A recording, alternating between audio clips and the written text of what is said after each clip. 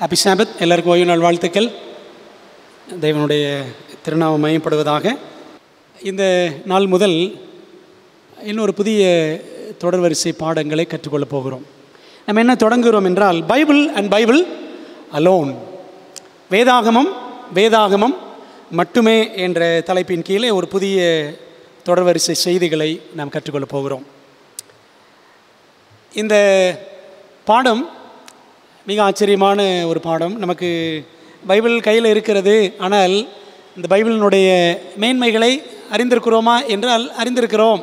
ஆனால் இன்னும் ஆழமாக நம்ம என்ன செய்ய போகிறோம், கற்றுக்கொள்வதற்கு இந்த தொடர் நமக்கு நிச்சயமாக உதவியாக இருக்கும் என்று நான் கற்றுக்கொள்ளாக நம்புகிறேன். சங்கீதம் 19. சரி, ஆரம்பத்தில் வாசிக்க கேட்டோம். இன்றைக்குரிய தலைப்பு என்னவென்றால், ஒப்பற்ற ஒரே புத்தகம், one and only incomparable book என்ற தலைப்பில் தான் நாம் இன்றைக்கு முதல் பாக செய்தியை படிக்க போகிறோம். சங்கீதம் 19 7 முதல் 11 வசனங்கள். கர்த்தருடைய வேதம் குறைவற்றதும் ஆத்துமாவை உயிர்ப்பிக்கிறதுமாய் இருக்கிறது. கர்த்தருடைய சாட்சி சத்தியமும் பேதையை ஞானியாக்குகிறதுமாய் இருக்கிறது.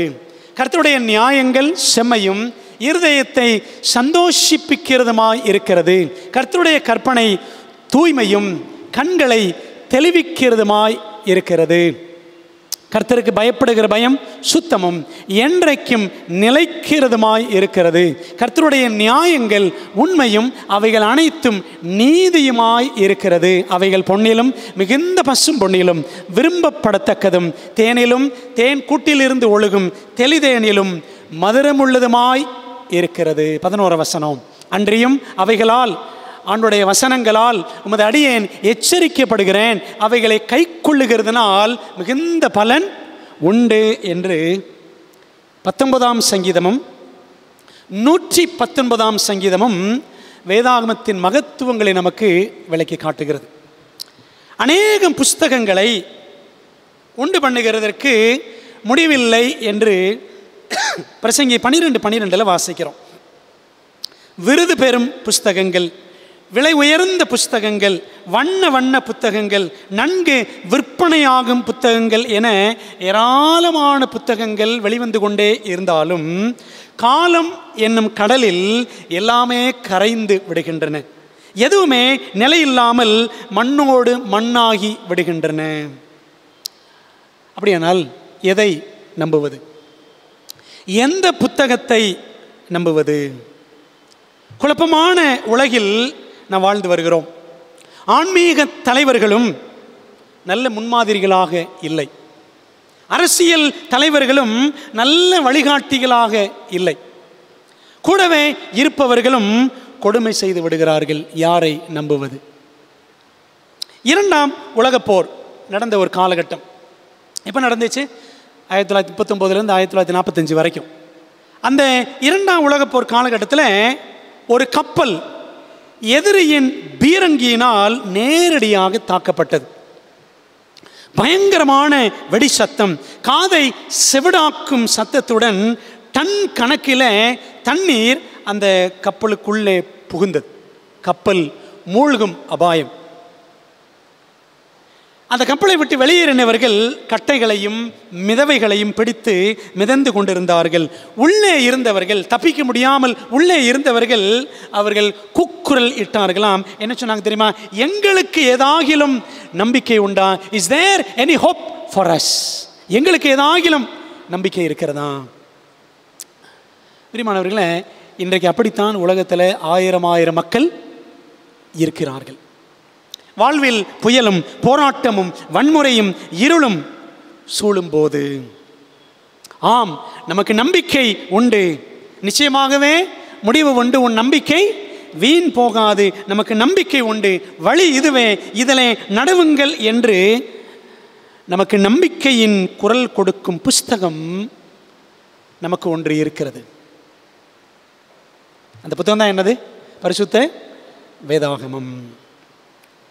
அன்பான தேவ பிள்ளைகளே, பரிசுத்த வேதாகமத்தினுடைய பல்வேறு விதமான குணலட்சணங்களை இந்த பரிசுத்த வேதாகமம் நமக்கு என்னவெல்லாம் செய்யும் என்பதை நாம் இன்றைக்கு படிக்க போகிறோம். சரிங்களா? ஜெபம் பண்ணலாமா? இந்த பாடங்களை வாலிப்பிள்ளைகள் நல்லா கவனிக்கணும், சரிங்களா? வாலிப்பிள்ளை நல்லா கவனிக்கணும். நிறைய பேருக்கு இந்த நோட்ஸ் எடுக்கிற பழக்கம்லாம் கிடையாது. ஆனால் நோட்ஸ்லாம் எடுக்கணும், அது நமக்கு மிக உதவியாக இருக்கும். ஜெபம் பண்ணுமா. நல்ல தகப்பனே, வேதாகமம் வேதாகமம் மட்டுமே என்ற புதிய தொடரை இன்றைக்கு நாங்கள் ஆரம்பிக்கிறோம். அப்பா, இதை நாங்கள் கேட்பது மட்டுமல்ல, நிறைய பேருக்கு நாங்கள் இதை சொல்லணும் அப்பா, கற்றுக் கொடுக்கணும். இந்த கடைசி நாட்களில் ஆண்டவரே, படிக்கிற கலை காணாமல் போய் கொண்டு இருக்கிறது, வாசிக்கும் கலை தொலைந்து போய் கொண்டு இருக்கிறது. எல்லாம் இன்றைக்கி ஆன்லைனில் மொபைலில் அப்படி தான் இருக்கிறோம். ஆண்டவரே, மீண்டும் நாங்கள் வேதாகமத்திற்கு திரும்ப வேண்டும். Back to the Bible. வேதாகமத்திற்கு மீண்டும் நாங்கள் கவனம் செலுத்த வேண்டும் என்பதை ஆண்டவரே எங்களுக்கு வருகிற நாட்களில் இன்னும் அதிகமாக உணர்த்தி தேவனங்களை நடத்துவீராக. இன்றைக்கு நாங்கள் தொடங்குகிற இந்த பாடம் எங்கள் மனதில் ஆழமாக பதிய, இன்னும் ஒவ்வொரு வாரமும் கருத்தாய் கற்றுக்கொள்ள எங்களுக்கு உதவி செய்யும். இப்பொழுது ஆண்டவரே, உலகின் ஒப்பற்ற ஒரே புத்தகம் என்ற பாடத்தை படிக்க போகிறோம். ஆவியானவர் எங்களோடு கிருபையாய் இறங்கி வந்து எங்கள் மனதிலே ஆழ் மனதிலே கிரியை செய்து பேசும்படியாய் ஒப்படைக்கிறோம். கர்த்தாவை சொல்லுங்கள், அவளோடு நாங்கள் கேட்க காத்திருக்கிறோம். ஆண்டவரே, உம்முடைய சத்தியங்களை படிப்பது நிமித்தம் நாங்கள் மென்மேலும் உமக்குள் சிறுகவும் நீர் பெருகவும் உதவி செய்யும். இயேசுவின் நாமத்தில் ஜெபிக்கிறோம் நல்ல பிதாவே, ஆமென். பரிசுத்த வேதாகமம் நம்ம எல்லாரும் நம்முடைய வீடுகளில் வைத்திருக்கிற ஒரு அற்புதமான புத்தகம். இதனுடைய உள்ளடக்கம் என்ன? 2 ஏற்பாடுகள், பழைய ஏற்பாடு புதிய ஏற்பாடு என்று நமக்கு தெரியும். பழைய ஏற்பாடு 929 அதிகாரங்களை, புதிய ஏற்பாடு 260 அதிகாரங்களை, ஆக மொத்தம் 1189 அதிகாரங்களை வேதாகமம் உள்ளடக்கி இருக்கிறது. இந்த வேதாகமம் 3 மூல மொழிகளில் எழுதப்பட்ட புத்தகம். எபிரேய மொழி, கிரேக்கம், அராமிக் என்று 3 மூல மொழிகளில் இந்த புஸ்தகம் முழு வேதாகமம் எழுதப்பட்டிருக்கிறது. மூல பாஷையில் ஆசியா, ஆப்பிரிக்கா, ஐரோப்பா ஆகிய 3 கண்டங்களைச் சேர்ந்த 44 பேர் இந்த வேதாகமத்தை எழுதியிருக்கிறார்கள். வழக்கமாக 40 பேர்னு சொல்லுவாங்க, 44 பேர்.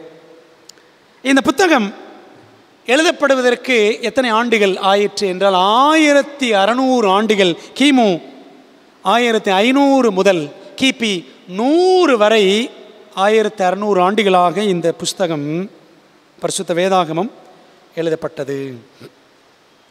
இல்லை, ஆச்சரியம் என்னவென்றால் முரண்பாடற்ற கருத்தொற்றுமை மேலோங்கி நிற்கிறது. பாருங்களேன், 1600 ஆண்டுகளாக இந்த புஸ்தகம் எழுதப்பட்டாலும் யூனிட்டி ஆஃப் தாட், அந்த கருத்து எப்படி இருக்கான், ஒன்றாகவே இருக்கிறது அப்படின்னு நான் பார்க்கிறோம். அன்பான தேவ பிள்ளைகளை, இப்படிப்பட்ட ஆச்சரியமான உள்ளடக்கம் இந்த பைபிளுக்குள்ளே இருக்கிறது. விலவாரியாக நம்ம வருகிற நாட்களிலே படிப்போம். இந்த புத்தகம், இதனுடைய மேன்மை மகத்துவம் என்ன என்பதை நம்ம கற்றுக்கொள்ள போகிறோம். 4 முக்கியமான பாடங்களை உங்களோடு பகிர்ந்து கொள்ள போகிறேன். நம்பர் 1, பரிசுத்த வேதாகமம் யார் தந்த புத்தகம்? பரமதேவன் தந்த புத்தகம். தேவாதி தேவன் தந்த தெவிட்டாத தேனமுது நம் கரங்களில் நாம் ஏந்தியுள்ள பரிசுத்த வேதாகமம்.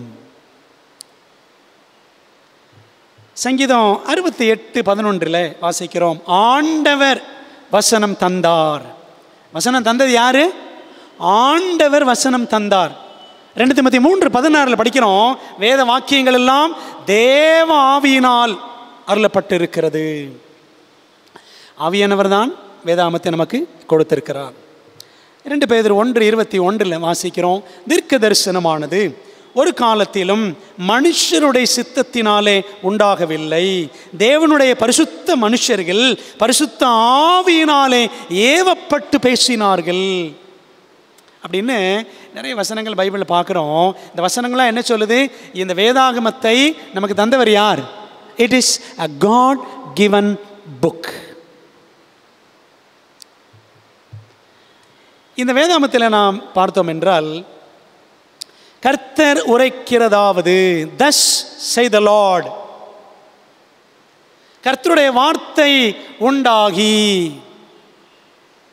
என்ற பதங்கள், இந்த வாக்கியங்கள் 3800 தடவைக்கு மேல் வேதாமத்திலே இடம்பெற்றுள்ளது. புரியுதுங்களா? அப்படியானால் இந்த புத்தகம் மனித அறிவினால் அல்ல, தெய்வீக வல்லமையினால் உண்டான தெய்வீக புத்தகம். It is a divine book produced by divine mind. தெய்வீக சிந்தையில் உண்டான புத்தகம், தெய்வீக மனிதர்களால், தெய்வீக ஆவியானவர் மூலமாக அந்த தெய்வீக மனிதர்களால் எழுதப்பட்டதுதான் இந்த பரிசுத்த வேதாகமம். இப்போ முதல் விஷயம் என்ன? நம்ம வச்சிருக்கிற புத்தகம் பரமதேவன் தந்த புத்தகம். அதில் பாருங்களேன், இந்த புஸ்தகத்தை நம்ம எவ்வளவுக்கு மதிக்கிறோம் என்று யோசித்து பார்க்கணும். முஸ்லீம்கள் பார்த்துருக்கீங்களா? இந்த புஸ்தகத்தை அவங்க கண்ட இடத்துல வைக்க மாட்டாங்க. பார்த்துருக்கீங்களா? கண்ட இடத்துல வைக்க மாட்டாங்க. அதை படிக்கிறதுக்குன்னு அதுக்கு பேர் என்ன சொல்லுது எனக்கு தெரியல, சின்ன டெஸ்க் மாதிரி, அதாவது மரக்கட்டையினால் ஆன ஒரு அழகான ஒரு என்ன சொல்லுன்னு தெரியல, எனக்கு வரமாட்டேங்குது வாயில். சரிங்களா? மரக்கட்டையினால் ஆன ஒரு அமைப்பு, அதில் வச்சு தான் நினச்சிவாங்க பைபிளை படிப்பாங்க. நான் அதை வீட்டில் வச்சுருக்கிறேன், எங்கள் வீட்டில் வச்சுருக்கேன், வாங்கி வச்சுருக்கிறேன். அந்த குரானை வைக்கும் பொழுதும் ஒரு பச்சை கலர் துணி அழகாக சுற்றி அதை பத்திரமா வைப்பாங்க. பார்த்துருக்கீங்களா? நாம் தான் என்ன செய்கிறோம்? கண்ணா பின்னான்னு போடுறது, கண்ட இடத்துல கிடக்கும். தேவன் தந்த புத்தகம் என்றால் இதை ரொம்ப பத்திரமா வைக்கணுன்றது மட்டும்தான் கிடையாது. அதை நான் சொல்ல வரல.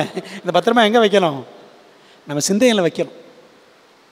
ரெண்டாவது, இந்த பரிசுத்த வேதாகமம் பாதை காட்டும் புத்தகம். It is a way showing book. பின் நடப்பதை முன்னமே மனிதர்களுக்கு அறிய வேண்டும் என்ற ஆவல் இருக்கா இல்லையா? அதனால தான் ஜோசியம் பார்க்குறது, கம்ப்யூட்டர் ஜோசியம், பஞ்சாங்கம், ஜாதகம் அப்படி இப்படின்னு நம்ம ஆட்களும் ஒரு சிலர் அப்படி பார்க்கத்தான் செய்கிறாங்க. பின்னால் நடக்கவிருக்கும் காரியத்தை முன்னமே அறிவிப்பதை தீர்க்க தரிசனம் என்று நாம் சொல்லுகிறோம். அப்படி தானே? பைபிள் அப்படி தான் சொல்லுது. ப்ராஃபஸி, ப்ராஃபஸாயிங் என்று சொல்லுகிறோம். பரிசுத்த வேதாகமம் ஒரு தீர்க்க தரிசன புத்தகம். ஏற்கனவே ஒரு மாதிரி நான் சொல்லியிருக்கிறேன், இந்த புத்தகத்தில் 3 ஒரு பகுதி என்னது? தீர்க்க தரிசனங்கள்.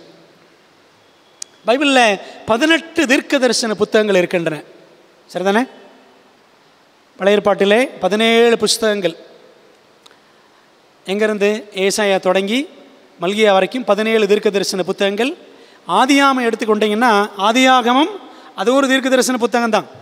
சரிங்களா? சரி, வெளிப்படுத்தின விசேஷம் புதிய ஏற்பாட்டில் அது ஒரு தீர்க்க தரிசன புத்தகம். ஆக ஒரு 18 தீர்க்க தரிசன புத்தகங்கள் வேதாமத்தில் இருக்கின்றன. 1000க்கும் அதிகமான தீர்க்க தரிசனங்கள், முன்னறிவிப்புகள் வேதாமத்தில் இருக்கின்றது. அவற்றில் நிறைவேறிய தீர்க்க தரிசனங்கள் எத்தனைன்னு பார்த்தீங்கன்னா 900 prophecies have already been fulfilled. அதில் ரொம்ப முக்கியமான ஒரு தீர்க்க தரிசனம் யாரை பற்றி என்றால் மேசியாவை பற்றி.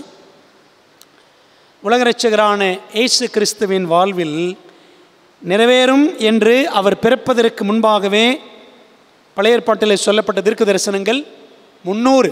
சரிங்களா? 300. 2ஆம் வருகை பற்றி பார்த்தீங்க அப்படின்னா கிட்டத்தட்ட 1500க்கும் அதிகமான தீர்க்க தரிசனங்கள் இருக்கின்றன. பிரியமானவர்களே, அவருடைய 1ஆம் வருகை பற்றிய சில தீர்க்க தரிசனங்கள், நிறைய 300ன்னு சொன்ன சில காரியங்களை மாத்திரம் பார்க்கலாமா? சில தீர்க்க தரிசனங்கள். மெசியாவை பற்றிய தீர்க்க தரிசனம், மெசியானிக் ப்ராஃபஸி அப்படின்னு சொல்லுவாங்க. பாருங்களேன், பழைய ஏற்பாட்டில் எப்படி அது முன்னுரைக்கப்பட்டது, புதிய ஏற்பாட்டில் எப்படி நிறைவேறியது. ஒரு சின்ன சாம்பிள் மாத்திரம் உங்களுக்கு நான் காட்ட விரும்புகிறேன். பெத்லகேமில் பிறப்பார், மீகா 5:2. சரிங்களா? கிட்டத்தட்ட 800 ஆண்டுகளுக்கு முன்பாக சொல்லப்பட்ட தீர்க்க தரிசனம். மத்தேயு 2:1 நிறைவேறியது. மீகா 5:2 படிக்கிறோம். கன்னியிடம் பிறப்பார். ஏசாயா 7:14 படிக்கிறோம். இதோ ஒரு கன்னிகை கர்ப்பவதி ஆகி படிக்கிறோம்ல. 700 ஆண்டுகளுக்கு முன்பாக இயேசு கிறிஸ்துவுக்கு 700 ஆண்டுகளுக்கு முன்பாக சொல்லப்பட்ட தீர்க்க தரிசனம் மத்தேயு 1 அதிகாரத்தில் நிறைவேறியது. தாவீதின் வழியில் பிறப்பார். எரேமியா 23:5 வாசிக்கிறோம். ஆண்டவர் இயேசு கிறிஸ்துவுக்கு 600 ஆண்டுகளுக்கு முன்பாக எரேமியா தீர்க்க தரிசனம் சொன்னார். வெளிப்படுத்தல் 22:16 நம்ம அதை படிக்கிறோம். ஏரோது அவரை கொலை செய்ய முயற்சிப்பான். எரேமியா 31:15 வாசிக்கிறோம். மத்தேயு 2 அதிகாரத்தில் 16 முதல் 18 வசனங்கள் வாசிக்கிறோம். சிநேகிதன், அதாவது யூதாஸ் காட்டி கொடுப்பான் என்று சங்கீதம் 41 படிக்கிறோம். இயேசு கிறிஸ்துவுக்கு 1000 வருஷங்களுக்கு முன்பாக வாழ்ந்தவர் தாவீது. சரிங்களா? அது அப்படியே நிறைவேறியது. யோவான் 13 அதிகாரத்தில் நம்ம அதை படிக்கிறோம். 6வது, எவ்வளவுக்கு காட்டி கொடுப்பான்? 30 வெள்ளிக்காசுக்காக. சரிங்களா? நம்ம எங்கே தீர்க்க தரிசனம் படிக்கிறோம்? சகரியா 11 அதிகாரத்தில் 12 வசனத்தில் நம்ம அதை படிக்கிறோம். பாருங்களேன், சகரியா 11:12 வாசிக்கிட்டேன். உங்கள் பார்வைக்கு நன்றாய் கண்டால் என் கூலியை தாருங்கள், இல்லாவிட்டால் இருக்கட்டும் என்று அவர்களோட சொன்னேன். அப்பொழுது எனக்கு கூலியாக 30 வெள்ளிக்காசை நிறுத்தார்கள். 30 வெள்ளிக்காசுன்றது முன்கூட்டியே சொல்லியிருக்கு சகரியா 11:12. அது அப்படியே மத்தேயு 26 அதிகாரத்தில் படிக்கிறோம். சரிங்களா? இதுக்கெல்லாம் பேர் தான் மெசியானிக் ப்ராஃபஸி, மெசியாவை பற்றி தீர்க்க தரிசனம். தொடர்ந்து பாருங்களேன். 7வது, குத்தப்படுதல். ஈட்டியால் அவர் குத்தப்படுவார். சகரியா 12:10 அந்த தீர்க்க தரிசனம் இருக்கிறது. யோவான் 19 அதிகாரத்தில் அதன் நிறைவேற்றத்தை நாம் பார்க்கிறோம். 8வது, உடையின் பேரில், இயேசு கிறிஸ்துவின் உடையின் பேரில் சீட்டு போடுவார்கள். சங்கீதம் 22:18 படிக்கிறோம் தீர்க்க தரிசனமா. மத்தேயு 27:35 நிறைவேறியது. 9வது, அவருடைய எலும்புகளில் ஒன்றும் முறிக்கப்படுவது, ஒரு எலும்பு கூட முறிக்க முடியாது, முறிக்கப்படாது இயேசு கிறிஸ்துவின் சரீரத்தில். நம்ம அதை சங்கீதம் 34:20 வாசிக்கிறோம். யாத்திராகமம் புத்தகத்தில் அந்த பஸ்கா பண்டிகை பற்றிய, முதல் பஸ்கா பற்றிய யாத்திரா 12:46 வசனத்தை பாருங்களேன். வசனம் சொல்லுது, அதை ஒவ்வொரு வீட்டிற்குள்ளும் புசிக்க வேண்டும், அந்த மாம்சத்தில் கொஞ்சமாகிலும் வீட்டிலிருந்து வெளியே கொண்டு போகக்கூடாது, அதில் ஒரு எலும்பையும் முறிக்கக்கூடாது. பார்த்தீங்களா? பஸ்காவாகிய இயேசு கிறிஸ்து வருவார், மரிப்பார்ன்றத ஒரு நிழலாட்டமான சம்பவமாக முதல் பஸ்காவாக எகிப்தில் அங்கே இருந்து புறப்படும் பொழுது இஸ்ரவேலர்கள் என்ன பண்ணாங்க? பஸ்கா ஆட்டுக்குட்டியை அவங்க பலி செலுத்தி புசித்தார்கள். 8 பேர் உள்ள ஒரு குடும்பத்தில் 6 பேர் இருந்தால் இன்னும் 2 பேர் சேர்ந்துக்கலாம். 8 பேருக்கு ஒரு ஆட்டுக்குட்டி. சரிங்களா? அப்படி தான் அந்த காலத்தில் அந்த கணக்கு இருந்துச்சு. 8 பேர் எப்படி சாப்பிட்டாங்க? 8 நெருப்பினால் சுட்டு. அப்படி தான் நான் மனசில் மைண்டில் பதிச்சு வச்சுருக்கேன். யாத்திரா 12:8 படித்து பாருங்கள். யாத்திரா 12:8 நெருப்பினால் சுட்டு. அப்படி தான் சாப்பிட்டாங்க. அதுக்காகத்தான் அந்த காலத்தில் ஆடுலாம் சாப்பிட்டாங்க. சரிங்களா? இந்த காலத்தில் அதுக்காக நம்ம சாப்பிட்றது இல்லை, நம்ம வேறு ரீசனுக்காக சாப்பிட்டுட்டு இருக்கிறோம். ஓகே, அப்போ என்ன பார்க்குறோன்னா, ஒரு எலும்பு கூட என்ன செய்யாது? முறிக்கப்படாது. யாத்திராமத்தில் இருக்குது, சங்கீதத்தில் இருக்குது. இந்த போர் வீரர்கள் வந்தாங்க, ரோம வீரர்கள் சிலுவையில் தொங்குகிறவர்கள் காலை உடைக்கலாம்னு வந்தாங்க. அப்படி தானே? யார் காலை உடைச்சாங்க தெரியுமா? 2 கல்லர்கள் காலை உடைச்சாங்க. ஆனால் இயேசு கிறிஸ்துவின் காலை உடைக்கலை. ஏன் தெரியுமா? அவர் அதுக்கு முன்னாடியே இறந்துட்டார். பெரியமானவர்களே, அது காரணம் சொல்லக்கூடாது, அவர் இறந்துட்டார் அதனால் உடைக்கலன்னு கிடையாது. என்ன அர்த்தம் தெரியுமா? தீர்க்க தரிசனம் மோசே காலத்தில் மோசே எழுதி வச்சாரு, தாவீது காலத்தில் தாவீது எழுதி வச்சாரு. Messianic prophecy. அது யோவான் 19 அதிகாரத்தில் நிறைவேறியது. 10வது, ஐஸ்வர்யவானின் கல்லறையில் அடக்கம் பண்ணப்படுவார். அவர் மரிக்கும் போது ஐஸ்வர்யவானோட இருந்தார் அப்படின்னு படிக்கிறோம்ல, ஏசாயா 53. என்ன அர்த்தம் தெரியுமா? ஆண்டவர் இயேசு கிறிஸ்துவுக்கு பைபிள் சொல்லுது, அவருக்கு தலை சாய்க்க இடமில்லை அப்படின்னு படிக்கிறோம். ஆனால் அவர் அடக்கம் பண்ணும்போது எங்கே அடக்கம் பண்ணாங்களாம்? அரிமத்தியா ஊரானான யோசேப்பு பெரிய பணக்காரன். அந்த காலத்தில் பணக்காரவங்க தங்களுக்குன்னு கல்லறையை ரெடியாக வச்சுருப்பாங்க. மலையை குடைஞ்சி குகையை உருவாக்கி ஒரு கல்லறை ரெடியாக வச்சுருப்பாங்க. சரிங்களா? பணக்காரன் இயேசு கிறிஸ்துவுக்கு அரிமத்திய ஊரானான யோசேப்பு என்ன பண்ணானா? அந்த கல்லறையை கொடுத்தான். அது எங்கே பார்க்குறோன்னா மற்ற 27 57 முதல் 60 வசனங்களில் படிக்கிறோம். ஏசாயா சொன்னது அப்படியே நடந்துச்சு. 11 அவரது மரணத்தின் வருஷம், நாள், நேரம், எந்த வருஷம் மரிப்பார், சரிங்களா? இதெல்லாம் துல்லியமாக ஏத்திரம் 12:6 தானியேல் 9ஆம் அதிகாரம் அந்த 70 வாரங்கள் தீர்க்க தரிசனத்தில் படிக்கிறோம். அப்படியே நிறைவேறியதை மற்ற 27 45 முதல் 50 வரைக்கும் வாசிக்கிறோம். 12 இந்த லிஸ்டில் கடைசி 3ஆம் நாள் உயிர் தெழுவார் அப்படின்னு ஓசியா 6:2 இருக்குது. அது அப்படியே நிறைவேறிச்சு. இயேசு கிறிஸ்துவின் மரணத்துக்கு பிற்பாடு அப்போஸ்தலர் 10ஆம் அதிகாரம் 38 முதல் 40 வரைக்கும் படிக்கிறோம். பிரியமானவர்களே, இப்படி 12 காரியங்கள் தான் உங்களுக்கு சொன்னேன். ஆனால் மேசியா பற்றிய தீர்க்க தரிசனங்கள், முதலாம் வருகை குறித்த தீர்க்க தரிசனங்கள் எத்தனை? 300 அப்படின்னு நம்ம பார்க்குறோம். அன்பானவர்களே, பாருங்கள், பரிசுத்த வேதாகமம் என்ன புஸ்தகம்னு பார்த்தோம்?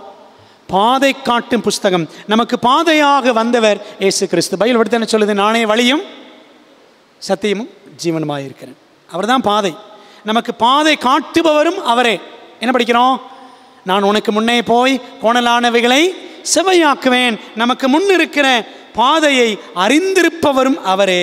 அவர் நமக்கு தந்துள்ள இந்த பரிசுத்த வேதாகமம் நம் உலகின் எதிர்கால பாதையை படம் பிடித்து காட்டுகிறது. உலகத்தில் ஏதோ நடக்க போகிறது என்றும், இந்த உலகம் அழியத்தான் போகிறது என்றும் ஜனங்கள் பரவலாக நம்புகிறார்கள். உண்மைதானே? அது எப்படி அழியும், ஏன் அழியும் என்பதெல்லாம் சொல்லுகிற ஒரே புஸ்தகம் எதுதான்? பைபிள் தான். மக்கள் நம்புகிறாங்க உலகம் அழியும்னு. ஆனால் எப்படி அழியும்னு தெரியாது, ஏன் அழியும்ன்றது தெரியாது. நமக்கு இந்த புஸ்தகம் அதை சொல்லிக் கொடுக்கிறது. சரிங்களா? அப்படியானால் 2வது பாடம் என்ன? இந்த பரிசுத்த வேதாகமம் நமக்கு பாதை காட்டும் புத்தகமாக இருக்கிறது.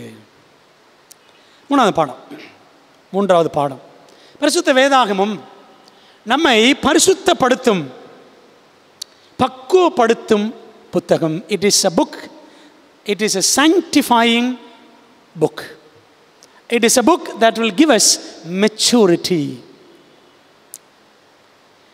இன்றைக்கு எங்கு திரும்பினாலும் அக்கிரமங்கள் நம் கண் முன்னே அகோர தாண்டவம் ஆடுகிறதை நம் கண்கூடாக பார்க்கிறோம். மிருகங்களை விட மனிதர்கள் படுமோசமானவர்கள் என்பதாக இன்னைக்கு அவர்களுடைய தீய செயல்கள் நமக்கு படம் பிடித்து காட்டுகிறது. சரிதானே? மனுஷன் இப்படிலாம் செய்வானா என்ற அளவுக்கு இன்னைக்கு அக்கிரமம் பெருகி போய்விட்டது. காரணம் என்ன? மனிதனுக்குள் வாசமாயிருக்கும் பாவமே அரசனை போல் அரியணையில் அமர்ந்து மனிதனுடைய இதய சிம்மாசனத்தில் ஒரு ராஜா மாதிரி இந்த பாவம் உட்காந்துக்கிட்டு அடாவடித்தனங்களை செய்ய வைக்கிறது. பாருங்க, அதான் வசனம் சொல்லுது. ரோமர் 7:20 வாசிக்கிறோம். அந்தபடி நான் விரும்பாததை நான் செய்தால் நான் அல்ல, எனக்குள்ளே வாசமாயிருக்கிற பாவமே அப்படி செய்கிறது. இன்னைக்கு பெரும்பாலான மனிதர்களுக்கு ஒவ்வொருத்தருக்குள்ளேயும் அந்த பாவம் இருக்குன்றது தெரியல. ஏன் பல நேரங்களில் நமக்கே தெரியலையே. உண்மைதானே? நம்ம என்ன பண்ணிட்டு இருக்கிறோம்? சந்தோஷமாக அந்த பாவத்தை செஞ்சிட்டு இருக்கிறோம். சின்னதோ பெருசோ எதுனாலும் சரி, சின்ன பாவமோ பெரிய பாவமோ. பிரியமானவர்களே, அப்போது எனக்குள் பாவம் வாசமாக இருக்கிறது என்பதை இந்த புஸ்தகம் மட்டும்தான் சுட்டி காட்டுது. அந்த பாவத்தை எப்படி ஜெயிக்கணும், அந்த பாவத்துக்காக ஒருத்தர் உயிர் கொடுத்தாரே என்று இதெல்லாம் காட்டுகிற புஸ்தகம் எதுதான்? இந்த பைபிள் தான். சாலமன் ஐலண்ட்ஸ், சாலமன் தீவுகள் அப்படின்னு சொல்லுவாங்க. படிச்சிருக்கீங்களா? உலக வரைபடத்தில் இருக்குது சாலமன் ஐலண்ட்ஸ். அந்த தீவுகளிலே ஒரு தீவில் ஒரு மனிதன் ஒரு கருப்பு புத்தகத்தை திறந்து வச்சு அவன் என்ன பண்ணானா, அவன் படிச்சுக்கிட்டு இருந்தான். அப்போ அந்த வழியாக ஒரு மேலை நாட்டு மனிதன், ஒரு வெள்ளைக்கார மனுஷன் அந்த பக்கம் அப்படியே நடந்து போகிறான். இங்கே ஒருத்தன் உட்காந்து கருப்பு புஸ்தகத்தை படிச்சுட்டு இருக்கிறானே அப்படின்னு அவனை பார்த்துட்டு இந்த வெள்ளைக்காரர் கேட்டாரான், ஏய் நீ என்ன இந்த பழைய புஸ்தகத்தை, இந்த கருப்பு புஸ்தகத்தை உட்காந்து ரொம்ப வேகமாக வாசித்துக்கிட்டு இருக்கிறியே அப்படின்னு கேட்டார். இந்த காலத்தில் இந்த புஸ்தகத்தினால் எந்த விதமான பிரயோஜனமும் கிடையாது, இதை ஏன்பா படிச்சுட்டு இருக்கிற இந்த புஸ்தகத்தை அப்படின்னு சொன்னான். அதை வாசித்து கொண்டிருந்த அந்த மனிதன், இந்த மனிதன் சொல்லுவதை கேட்ட அந்த வாசிக்கிற மனிதன் பதில் சொன்னானா, என்ன சொன்னா தெரியுமா? ஐயா, இந்த புஸ்தகம் மட்டும் இன்றைக்கி என் கையில் இல்லை அப்படின்னா, இன்றைக்கி நான் மட்டும் இல்லை, என் கூட்டமே என்ன பண்ணியிருக்கோம், உங்களை சமைச்சு சாப்பிட்ருக்கோம். இவ்வளோ நேரம் நீங்கள் என் கூட நின்று பேசிக்கிட்டு இருந்திருக்க மாட்டீங்க அப்படின்னு சொல்லி அவன் சொன்னானா. அவன் யார் தெரியுமா? அப்படின்னா யார் நினைக்கிறீங்க? இந்த மனுஷன், பதில் சொன்ன மனுஷன், he was a cannibal. அவன் ஒரு நரமாம்ச பட்சினி, மனுஷங்க பிடிச்சி அடித்து சமைச்சு சாப்பிட்ற ஒரு மனுஷன். சாலமோன் தீவுகளில் அப்படிப்பட்ட மனிதர்கள், நரமாம்ச பட்சினிகள் இருந்தார்கள். அவங்களெல்லாம் மனுஷனாக்குனது எந்த புஸ்தகம்? பைபிள் தான். நரமாம்ச பட்சினிகளையும் நல்ல குடிமக்களாக பரிசுத்த வேதாகமம் மாற்றி இருக்கிறது. அன்பானவர்களே, உங்களுக்கு ஒரு முக்கியமான ஒரு கதையை ஒன்று சொல்ல போகிறேன். அந்த கதை ஒரு புஸ்தகமாகவும் வெளிவந்திருக்கிறது. யாரை பற்றி படிக்க போகிறோம் அப்படின்னா, அமெரிக்காவில் ஒரு குடும்பம், ஒரு அம்மா அப்பா இருந்தாங்க. அந்த தாய்க்கு 2 பிள்ளைகள். சரிங்களா? பெரிய கதை, விலாவாரியாக போகும். அதுக்கு ஒரு புஸ்தகமே இருக்குது. சுருக்கமாக தான் நான் சொல்ல போகிறேன். இந்த குடும்பத்தில் இருந்த அப்பா என்ன பண்ணிடுறாரு, அவர் வேறு வழியில் போயிடுறார். இன்னொரு பெண்ணோடு அப்படியே கல்யாணம் அப்படின்னு போயிடுறார். இந்த குடும்பத்தை விட்டுறார். அதில் ஒரு பையன் என்ன செய்யலாம், நிறைய பள்ளிக்கூடங்கள் மாறி மாறி மாறி மாறி படிக்கலாம். ஏன்னா அம்மா சிங்கிள் மதர், ஒரு தாய் மட்டும்தான் இருக்கிறாங்க. குடும்பத்தில் பயங்கர கஷ்டம். சரிங்களா? 14 வயசுக்குள்ளே அந்த பையன் நிறைய பள்ளிக்கூடங்கள் மாறி மாறி படிக்க வேண்டிய ஒரு சூழ்நிலை. வளர்ந்தான், வாலிபன் ஆனான். என்னாச்சு தெரியுமா? அவனோட வாழ்க்கை 1960s 70s அந்த மாதிரி காலகட்டத்தில், 1960, 70 அந்த மாதிரி காலகட்டத்தில் பார்த்திங்கன்னா ஒரு போக்கிரி மாதிரி. போக்கிரி தான். போக்கிரினா எப்படி இருப்பாங்க? தலையெல்லாம் முடியெல்லாம் வச்சுக்கிட்டு, ஒரு மாதிரி ஜீன்ஸை போட்டுக்கிட்டு, ஒரு மாதிரி ரவுடி மாதிரி அப்படி அலைவாங்கல்ல, அப்படி இருந்த ஒரு போக்கிரியாக அவன் மாறி விட்டான். வீடெல்லாம் கிடையாது அந்த வாலிபனுக்கு. முட்டை முடிச்சு நான் எடுத்துக்கிட்டு அவன் என்ன பண்ணுறான், ஒரு நாள் அமெரிக்காவில் ஒரு பெரிய ஒரு உயரமான மலைப்பகுதிக்கு அவன் போயிடுறான். அங்கே போய் குகையில் தன்னுடைய வாழ்க்கையை அவன் வாழ ஆரம்பித்தான். அந்த குகையில் அந்த காலத்தில் எப்படி அந்த கற்கால மனிதர்கள் அப்படின்னு படிச்சிருக்கோம்ல, ஆடை இல்லாமல் அப்படியெல்லாம் இருக்கக்கூடிய மனிதர்கள், அந்த மாதிரி ஒரு வாழ்க்கையை அவன் வாழ அந்த மலை மேலே குகையில் அவன் வாழ்ந்தான். அந்த குகையில் இருக்கும் பொழுது அவனுக்கு ஒரு கருப்பு புஸ்தகம் கிடச்சிச்சு. சரிங்களா? அது என்னது? பைபிள் தாங்க. பைபிள் கிடச்சிச்சு. அதான் அந்த பையன். சரிங்களா?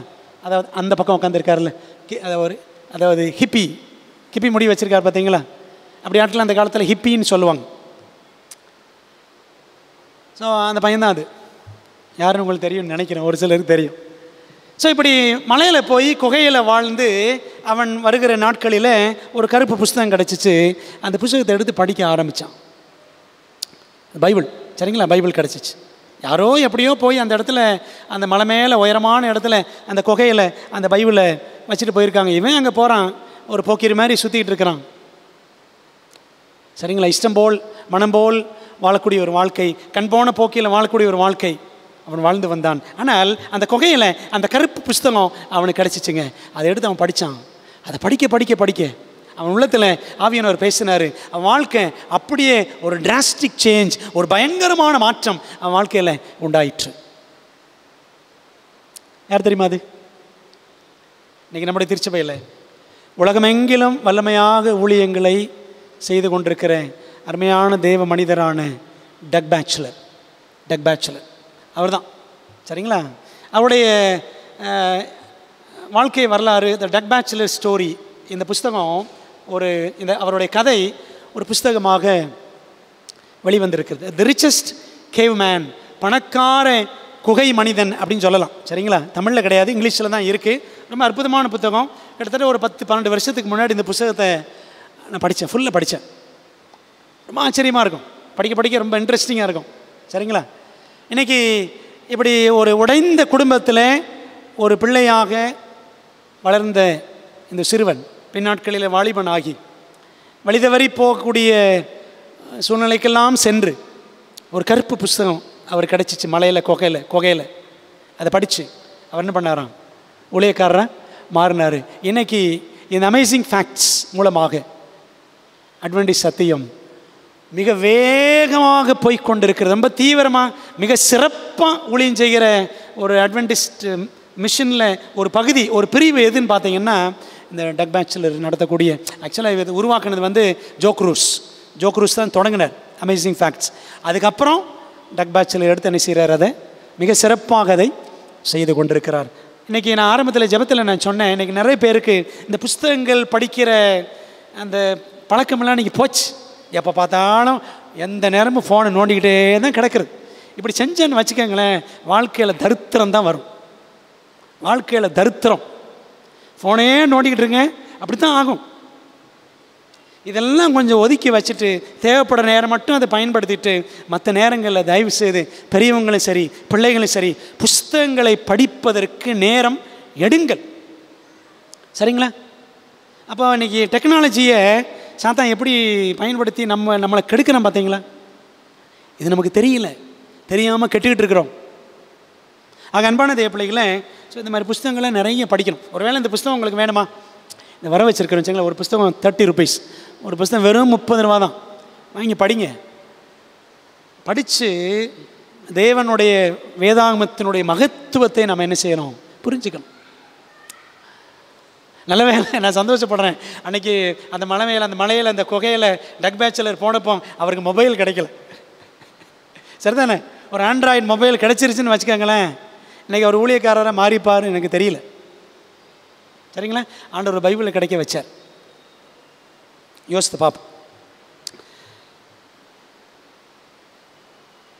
ஒரு கெட்டுப்போன நிலையில் இதான் அவரோட குடும்பம், டக் பேச்சுலருடைய குடும்பம். ஒருவேளை ஒரு ப்ராடிகல் சன் மாதிரி ஒரு உதாரி மைந்தனை போல அவருடைய வாழ்க்கை இருந்துச்சு. ஆனால் அந்த புஸ்தகம் அவருடைய வாழ்க்கையை மாற்றி இன்றைக்கி பாருங்கள், உலகமெல்லாம் சத்தியத்தை சொல்லக்கூடிய ஒரு ஊழியக்காரனாக அவரை ஆண்டவர் வைத்திருக்கிறார். இன்றைக்கி அதே போல் வேதாகமம் உங்களுக்கும் அப்படி செய்ய முடியும். எனக்கும் அப்படி செஞ்சுருக்கு. எனக்கும் இந்த வேதாகமம் ஒரு பெரிய ஒரு வாழ்க்கையை மாற்றும் புத்தகமாக அது இன்றைக்கும் செயல்பட்டு கொண்டு இருக்கிறது. ஏன்னா அப்படின்னு ஏன் சொல்கிறேன்னா, மதுரையில் எனக்கு தெரியாத தேட்டரு கிடையாது. எல்லா தேட்டருக்கும் நான் படத்துக்கு போயிருக்கேன். திருப்பரங்குன்றத்துலேருந்து வருவேன், திருப்பரங்குன்றத்துலேருந்து செகண்ட் ஷோ சைக்கிளில் வருவேன் இதே மதுரைக்கு. சரிங்களா? அமிர்தம் தேட்டர், சினிப்பிரியா, மினிப்பிரியா, மதி, சோழமலை, குரு தேட்டர் எல்லாம் தெரியும். எல்லா தேட்டர்லேயும் நான் பார்க்காத படங்கள் கிடையாது. சரிங்களா? பாஸ்டர் வெக்கமில்லாமல் சொல்கிறாரு அப்படின்றீங்களா? அப்படி தான் வாழ்க்கை இருந்துச்சு ஒரு காலத்தில். பிரியமானவர்களே, இந்த பைபிள் தான் ஆண்டவர் இந்த வேதாமத்தின் வழியாக தான் எனக்கும் ரட்சிப்பை கட்டளையிட்டார். சரிங்களா? யோசித்து பார்ப்பேன், மதுரையில் சுத்த இப்படிலாம் ஆண்டவர் ஒரு காலத்தில் படம் பார்த்துக்கிட்டு இருந்தேன். ஆனால் இன்றைக்கி இதே மதுரையில் ஆண்டு என்ன செய்கிறாரு, ஊழியம் பார்க்க வச்சிருக்கிறாரு. இன்றைக்கி நான் போகாத ஆஸ்பத்திரிகள் கிடையாது.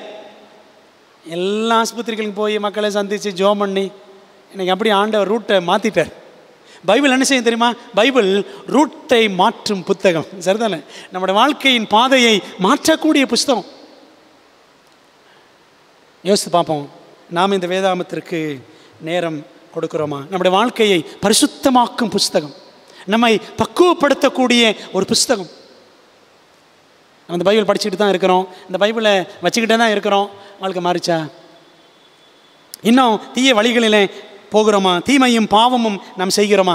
யோசித்து பார்ப்போம். பிறருக்கு விரோதமாக தீமையும் பாவமும் செய்யாதிருக்க வழி என்ன? என்ன வழி? சங்கீதம் 119:11 சொல்லுது, நான் உமக்கு விரோதமாய் பாவம் செய்யாதபடிக்கு உமது வாக்கை என் இருதயத்தில் வைத்து வைத்தேன். வைத்து வைத்தேன் அப்படின்னா மனப்பாடம் பண்ணி வச்சேன்னு அர்த்தம்.